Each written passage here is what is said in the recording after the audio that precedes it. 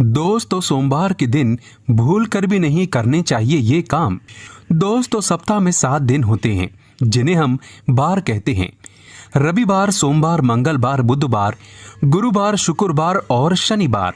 इन 7 दिनों के विशेष नाम हैं जो कि उन ग्रहों के नाम पर रखे गए हैं जिन्हें अपनी आंखों से देख सकते हैं। हर बार का संबंध किसी न किसी देवता की उपासना से जुड़ा हुआ है।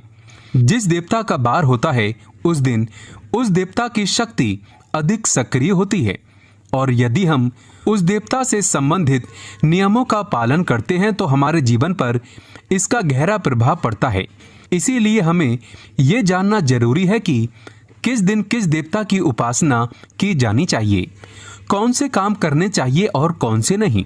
लेकिन आज हम सप्ताह के पहले दिन यानी सोमवार की बात करेंगे कि व्रत आदि में क्या करना चाहिए और कौन से भगवान का व्रत रखना चाहिए, क्या खाना चाहिए, किस रंग के कपड़े पहनना चाहिए, सुबह कितने बजे उठना चाहिए इत्यादि आदि के बारे में बात करेंगे, जिससे कि हम सभी नियमों का पालन करते हुए अपने दिन की शुरुआत से लेकर रात तक अपने इस दिन को शुभ बना सकते हैं।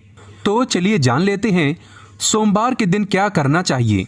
दोस्तों, अगर आप अपने जीवन में कुछ सीखना चाहते हैं तो हमारे चैनल को सब्सक्राइब कर लीजिए और इस बेल आइकन को जरूर प्रेस करें। कमेंट बॉक्स में लिखें ओम नमः शिवाय। दोस्तों, सबसे पहली बात, सप्ताह का पहला दिन यानी कि सोमवार भगवान शिव की आराधना का दिन माना जाता है। वैसे इस दिन का अधिपति सोम यानी कि चंद्र भी है, इसीलिए इसका नाम सोमवार रखा गया है। इसीलिए सोमवार के दिन भगवान शिव और चंद्रमा दोनों की ही आराधना की जाती है और व्रत रखा जाता है। सोमवार को शिव जी के लिए रखे जाने वाले व्रत शीघ्र ही फलदायी होते हैं। इसीलिए शिव जी के भक्त इस दिन अपनी किसी इच्छा की पूर्ति के लिए तथा सुख समृद्धि और शांति के लिए सोमवार का व्रत अवश्य रखें।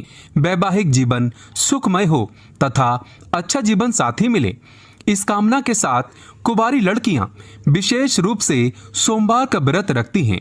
दोस्तों, दूसरी बात, ज्योतिष शास्त्र में सोमवार के दिन को विशेष रूप से भगवान शिव और चंद्रमा से जोड़कर देखा जाता है। इसीलिए इस दिन वे सभी काम करने चाहिए जो कि भगवान शिव को प्रिय है। भगवान शिव के मंदिर में जाकर गंगा जल अर्पण करना चाहिए और भगवान शिव को विशेष रूप से प्रिय बेलपत्र को जरूर चढ़ाना चाहिए। शिव जी को चंदन का लेप भी लगाना चाहिए और आटे की पंजरी का भोग लगाना चाहिए। रात्रि में चंद्रमा को अर्घ भी अवश्य देना चाहिए। इससे जीवन में सुख समृद्धि और धन की प्राप्ति होती है। दोस्तों, तीसरी बात, भगवान शिव को सफेद वस्तुएं अत्यंत प्रिय हैं। इसीलिए सोमवार के दिन सफेद चीजें जैसे कि दूध, दही, सफेद फूल इत्यादि को विशेष रूप से भगवान शिव को अर्पित करना चाहिए और शिव जी को सफेद चीजों का ही भोग लगाकर आप भी सफेद वस्तु ही ग्रहण करें। इससे आप पर शिव जी की कृपा अवश्य बरसेगी। इसी के साथ ही सोमवार के दिन सफेद रंग के वस्त्र धारण करना चाहिए, अत्यंत शुभ माना गया है। दोस्तों, चौथी बात, वास्तु शास्त्र के अनुसार सोमवार को किसी आवश्यक काम के लिए घर से बाहर जाने से पहले आईना जरूर देख लें। आपके काम बिना किसी रुकावट के आश्चर्यजनक पूरे हो जाएंगे और आपको यश भी मिलेगा। दोस्तों, ये वो काम हैं जो हमें सोमवार के दिन करने चाहिए, लेकिन कुछ काम ऐसे भी हैं जो हमें सोमवार के दिन कभी नहीं करने चाहिए। पहली बात, सोमवार के दिन काले रंग के कपड़े पहनकर शिवजी के मंदिर में भूल कर भी ना जाएं। व्रत आदि में भी काले रंग के कपड़े कभी ना पहने। महिलाओं को सोमवार के दिन बाल भी नहीं धोने चाहिए, इससे परिवार पर गहरा असर पड़ता है। सोमवार के व्रत में व्रतधारी को थोड़ा संयम रखना चाहिए, इससे शिव जी क्रोधित हो जाते हैं। सोमवार के व्रत में व्रतधारी को फलों में नाशपाती का सेवन नहीं करना चाहिए, शुभ नहीं माना जाता। दूसरी बात, सोमवार के दिन मांस का सेवन करना वर्जित है। इसके विपरीत शिव जी का व्रत रखना चाहिए या फिर शुद्ध सात्विक आहार, दूध, दही, फल इत्यादि का सेवन करना चाहिए। दोस्तों, तीसरी बात, सोमवार के दिन किसी का अपमान ना करें और बुरे अपशब्द ना निकालें। इससे जीवा पर बैठी मां सरस्वती का अपमान होता है और ऐसा बुरा व्यवहार सोमवार के व्रत में तो कतई ना करें, व्रत टूट जाता है। दोस्तों चौथी बात, शिवजी की पूजा के साथ ही नंदी महाराज की पूजा भी जरूरी है। शिव पशु प्रेमी है, इसीलिए सोमवार को 4 पैर वाले पशु का अर्थात गाय माता की विशेष रूप से पूजा करनी चाहिए। सोमवार के दिन गाय माता को कुछ न कुछ जरूर खिलाना चाहिए, इससे व्रत पूरा माना जाता है। साथ ही साथ नंदी महाराज बैल का अपमान या उनके साथ गलत व्यवहार ना करें। दोस्तों पांचवी बात, पूजा करते समय ध्यान रखें कि भगवान शिव को केतकी का फूल, कुमकुम, तुलसी के पत्ते, कटे फटे बेल पत्र या खंडित चावल भूल कर भी ना चढ़ाएं और शंख से भी जल अर्पण ना करें। तो दोस्तों सोमवार के दिन इस दिन शिव और चंद्रमा की आराधना करें, व्रत करें, शिव मंदिर में जाएं, साफ मन से दिन में कई बार ओम नमः शिवाय का जाप जरूर करें।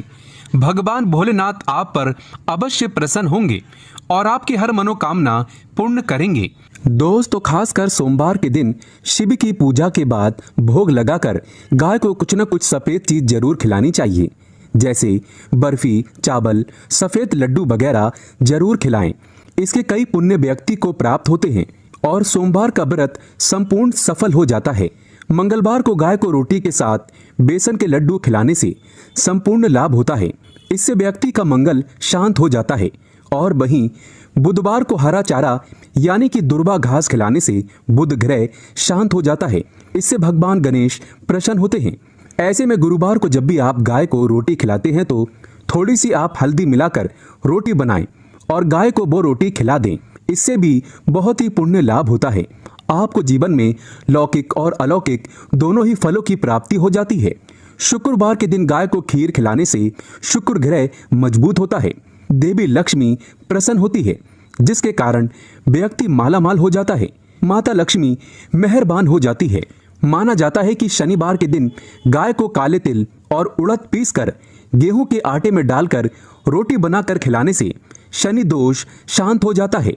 दोस्तों वहीं हर रविवार को रोटी के साथ गुड़ मिलाकर गाय को खिलाने से सूर्य की महादशा ठीक हो जाती है, व्यक्ति निश्चित तौर पर धनी बन जाता है। दोस्तों अब एक परेशानी ये आती है कि शहरों में लोग ऊंचे ऊंचे फ्लैट में रहते हैं।